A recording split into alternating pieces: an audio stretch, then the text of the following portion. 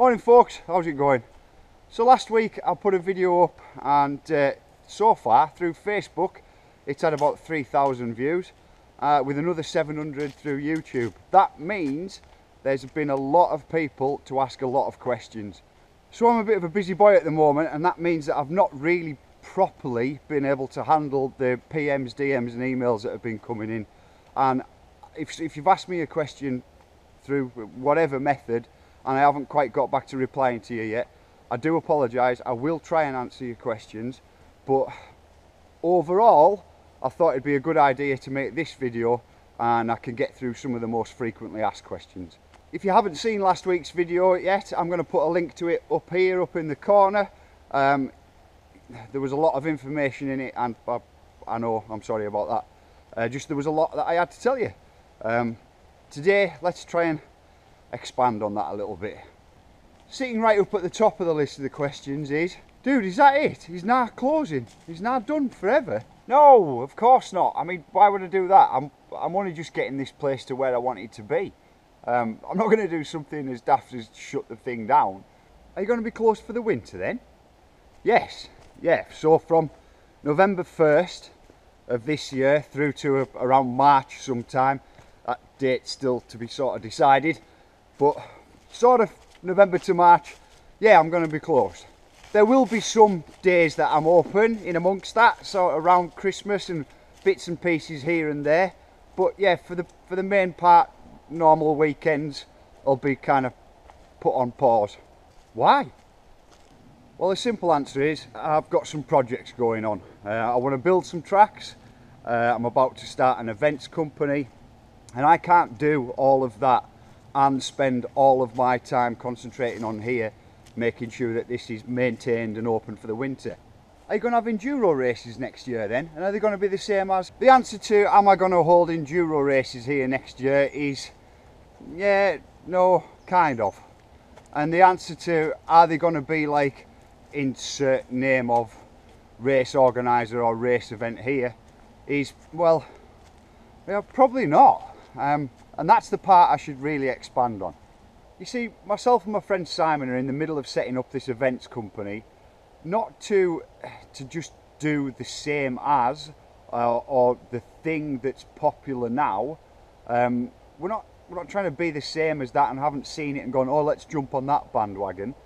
I mean, it's me. The events company might not have anything to do with GNAR in the name, but it's still going to have that kind of thoughts and that kind of approach at heart. For example, so I opened this place not to be better than or more than the trail centres that we've got around here. I opened this place just to be different, and that's gonna be pretty much the same as what's happening in our events company. Here's an analogy for you. I quite like cola drinks, but Coca-Cola and Pepsi are already out there doing it and doing it well. Why would I then set up to start producing a new cola drink that's pretty much the same thing? Doesn't make any sense. In fact, Richard Branson tried it back in the 80s and look what a piss poor idea that was. Simon and I aren't doing this to be like, oh well, we can do what the current crop of guys are doing better than they're actually doing it at the moment. It's not like some sort of ego trip. It's not, in fact, it's not even related in any way to that at all. The reason that we're doing it is because we don't want to do what everybody else is doing. That's the kind of point. We want to do something different. And, you know, as time goes on and as we get through this winter, I'm not going to be suddenly going silent on you. We'll be releasing more details about what's happening as we go. The final thing that I want to get into in today's video is, it's not really a question, it's more of an overall vibe that seems to, or at least appears to me, to have come across in many of the questions that have been sent this week. And that vibe is that I'm somehow anti-industry. Now the truth is, I'm not against the mountain bike industry. For me, it's kind of split very much down the middle into two sides. There's the side of the mountain bike industry that I think is really, really cool, and the other side of the mountain bike industry that's just really, really, really? As to which brand's products fall either side of that kind of imaginary line that I've written. Well, myself and Simon are doing this events company, and we are going to have involvement from the mountain bike industry and sponsorships, and I suppose it's going to become evident as to which ones I like and which ones I don't particularly like. That'll show up in the ones that I invite to join in with us. For me, calling mountain biking the new golf is about as stupid as calling skating or BMX the new golf. In fact, mountain biking shares a whole lot more in common with skateboarding and BMX than a lot of people realise. I mean, all you have to do is look back at the history of those three sports.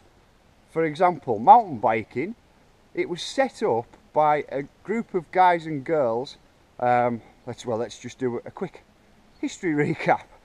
Mountain biking, back in the 70s, group of guys and girls in Marin County, they got together on some beach cruisers, decided to go up a fell and race back down. Push on the way up. Oh no, I think maybe some of them rode, but race back down. But these were on beach cruisers, and those races were called the repack races.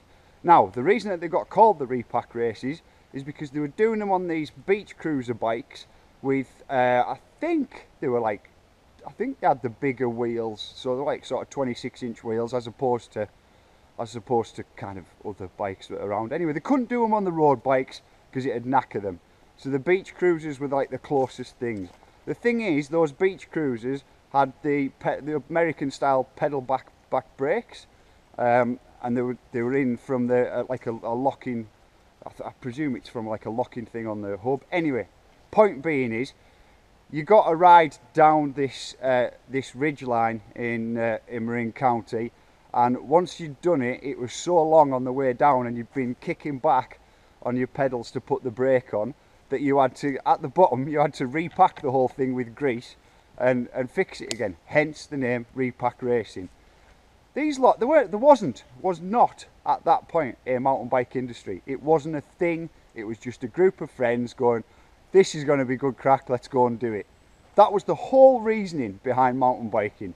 This is going to be good crack, let's do it. That's all me and Simon are doing now. This is going to be good crack, let's do it. Anyway, the point is, the mountain bike industry was born from that group of people. It wasn't driven by another sort of shadowy group going, well, we think that you would like this product, and we're going to market it in such a way to tell you that you absolutely need this product in your life. That's bullshit. Discard all of that. If anybody ever tries to feed you that, tell them to do one. The real reason was, these beach cruisers were pretty good and they kind of worked, but they weren't quite doing the job people wanted them to do, or the people involved were basically going, well, man, I think I can probably do a better version of this and get it to work the way that we want to. One of the key figures that or names that probably everybody has heard of from that movement was Gary Fisher. It's really worth going back and having a look at the repack racing. There is a documentary on YouTube. I can't remember its bloody name. I might try and link it below if I can find it. Anyway, definitely worth watching. If, as I do, you have a background in skate or BMX, you'll know that those two sports came from a group of people just doing it because it seemed like a good crack and it seemed like a good idea. Nobody really gave a rat's ass about making money out of it, and the same with mountain biking. Nobody really gave a rat's ass about making any money out of it. They were just putting out product because what they currently had wasn't working out for them. And that's the ethos and the background that I come from. I'm just doing things because what's happening around me isn't really working out for me. That's what I did with GNAR, the trail centres around me and the kitty litter and little small tabletops. It wasn't working for me. I just decided to do something else. And that's the same thing with the events company. What's currently going on, yeah, it's all right. I'm not dissing it, and I'm not I don't have a downer on it, just the same as I don't have a downer on the trail centres. It's just that it's not particularly the thing that I want to see. So in the whole essence of mountain biking, skate and BMX, I'm going to produce the things that I want to see. And for the industry, we've got a lot of people and a lot of companies out there who, they completely appreciate it, they completely understand that mountain biking isn't run by them, it's run by us, me and you, us, we run it, it's our thing, it doesn't belong to the industry. We jump up and go, oh, man, wouldn't it be better if, and there's a whole group of people that go, oh, we're really good at making stuff, yeah, just tell us, we'll build it, we'll make it, we'll produce it. That's the really cool side of the mountain biking industry, and that's the side that I am completely down with. I think it's brilliant. They are here to serve us, to serve me and to serve you. The ones, and there's not a lot, which is good, but the ones that try and tell us what we should be doing and what we should be buying, and try and come up with the ideas that, oh well, let's try and sell them this, it's bullshit. We should reject it. And no, do you know what, I shouldn't say we should reject it, that's like me telling you what to do. If you want, you can reject it. That's the thing. The power of the wallet, the purchasing power. You don't have to do what you're told. This is mountain biking. You can do as you want. That's the whole point.